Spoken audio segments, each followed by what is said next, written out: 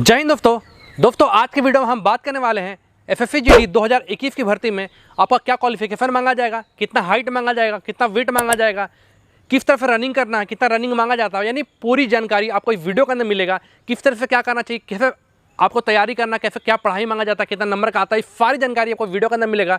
Video को last तक देखते रहना। अगर आप भी एफएफजी की तैयारी कर रहे हैं और आपको अपना फौज में जाने का है तो चलिए दोस्तों आज की वीडियो स्टार्ट करते हैं और जानते हैं। दोस्तों अगर आप पैरामिलिट्री फोर्स में ज्वाइन होकर देश की सेवा करना चाहते हैं उसके लिए आपको एफएफजी क्रैक करना पड़ेगा। तो उसमें करीब 8 ऐसे डिपार्टमेंट आते हैं जिसमें आप ज्वाइन होकर देश की सेवा कर सकते हैं, जिसके अंदर BSF, CISF, CRPF, ITBP, SSB, Assam rifle, इन सारे डिपार्टमेंट में आप जो है ज्वाइन होकर भर्ती दे सकते हैं और फौज में जा सकते हैं। तो अगर हम बात करें इसका जो सिलेक्शन प्रोसेस होता है वो 4 चरणों के अंदर में होता है। पहला जो होता है रिटर्न एग्जामिनेशन के बेस पे आपको रिटर्न एग्जाम लिया जाएगा जिसके अंदर 100 मार्क्स का रहेगा और आप अगर रिटर्न एग्जाम क्लियर कर जाते हैं तो उसके लिए आपको एक कटअप डिसाइड किया जाएगा कि मान लीजिए आपको 33 नंबर या 34 नंबर या 50 नंबर से एक कटअप तैयार किया जाएगा। उसके बाद अगर आप कटअप के अंदर आ जाते हो तो उसके बाद आपको क्या है, सेकेंड प्रोसेस आपको रनिंग करना पड़ता है। रनिंग कितना करना पड़ेगा वो मैं आपको आगे बताऊंगा। तो सेकंड प्रोसेस हो गया रनिंग और थर्ड प्रोसेस हो गया आपका मेडिकल। आपके अंदर मेडिकल के अंदर पूरा जांच किया जाएगा कि आपका बॉडी में किसी का कोई प्रॉब्लम तो नहीं है। और सबसे लास्ट यानी चौथा जो आपका प्रोसेस होता है वो लास्ट मेरिट लिस्ट।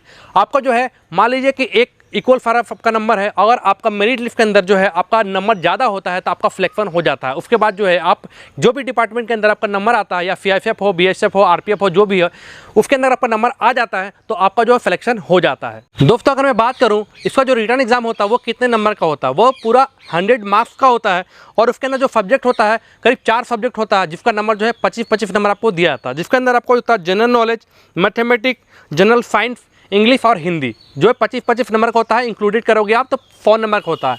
और जो एग्ज़ाम का जो टाइम लिया जाता है वो आपको करीब 90 मिनट्स दिया जाता है और ये ऑनलाइन एग्जामिनेशन आपको लिया जाता है।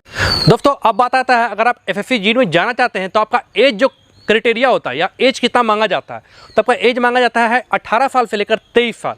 इसके अंदर दोस्तों अगर आप एफसी और एफटी हैं तो एडिशनल में आपको 5 साल की छूट दी जाती है।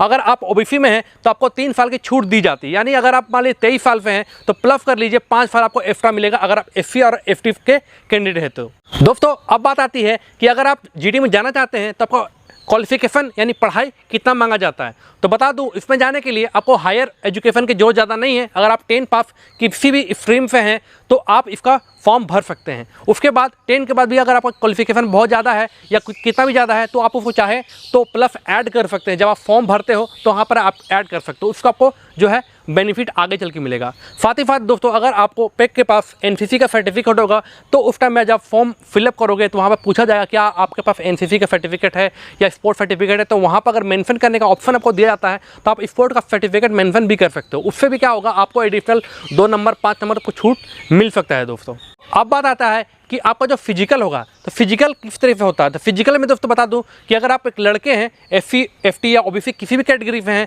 तो आपको जो है 5 किलोमीटर रनिंग करना पड़ता है। और इसको जो आपको टाइमिंग दिया जाता है वो आपको टाइमिंग दिया जाता है 24 मिनट, यानी 24 मिनट में आपको 5 किलोमीटर रनिंग करना है। ठीक है, तो कभी कभी क्या होता है रनिंग के दौरान 2.5 किलोमीटर जाना होता है, 2.5 किलोमीटर आना रहता है। ठीक है, तो वैसे भी हो सकता है। और इसका जो रनिंग होती है अधिकतर टाइम पे रोड पे रनिंग होता है। तो अगर आप एफएफजी की तैयारी कर रहे हैं तो कोशिश करें इसकी रनिंग की प्रैक्टिस आप रोड पे करें और साथ ही साथ ग्राउंड में करना चाहें तो ग्राउंड पे भी आप प्रैक्टिस कर सकते हैं। अगर दोस्तों अगर आपको 5 किलोमीटर रनिंग किस तरह से करना है आपको नॉलेज नहीं है तो उससे पहले मैंने बहुत सारा वीडियो बना रखा है, वो वीडियो आप जाकर देख सकते हैं। अब बात आती है कि फिजिकल में अगर गर्ल्स आप हैं तो गर्ल्स की जो रनिंग है वो कितनी मांगी जाती है। तो गर्ल्स की रनिंग जो मांगी जाती है 1.6 किलोमीटर यानी कि 16 मीटर की रनिंग मांगी जाती है, जिसका जो टाइमिंग मांगा जाता है वो होता है 8.5 मिनट।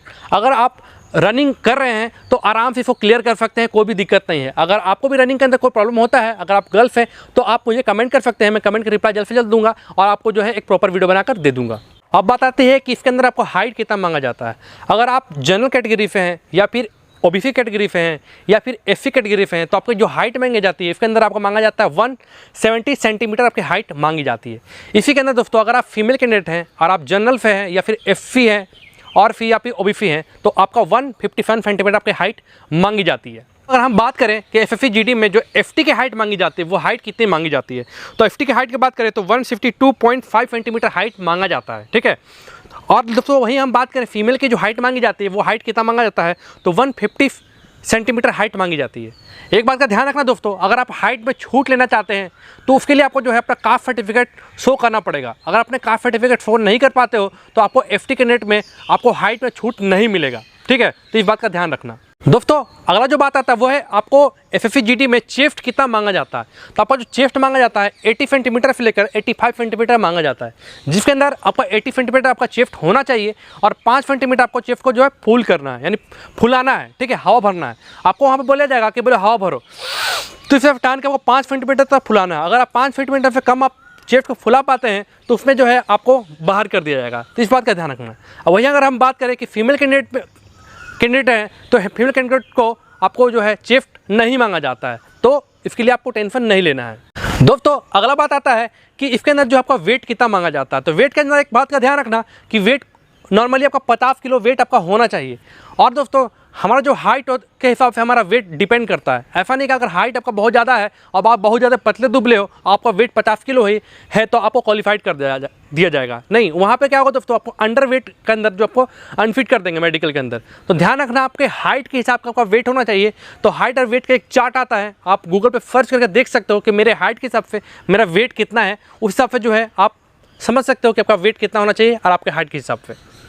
तो दोस्तों मुझे उम्मीद है आपको इस वीडियो के अंदर सारी जानकारी FFE GD से रिलेटेड मिल गया होगा। और बता दोस्तों FFE GD का एग्जाम जो है बहुत जल्द होने वाला है, तो अपनी तैयारी बना कर रखिए। अगर इससे रिलेटेड आपको कुछ भी प्रॉब्लम आता है तो आप हमें कमेंट कर सकते हैं। और साथ ही साथ दोस्तों अगर आप मुझे बात करना चाहते हैं तो इंस्टाग्राम पर मुझे फॉलो कर लो, वहाँ से आप मुझे पर्सनली बात कर सकते हो। जो भी आपका डाउट हो वो डाउट को मैं क्लियर कर दूँगा। तो चलिए दोस्तों वीडियो को यहीं खत्म करते हैं और मिलते हैं अगले वीडियो में। तब तक के लिए जय हिंद, वंदे मातरम।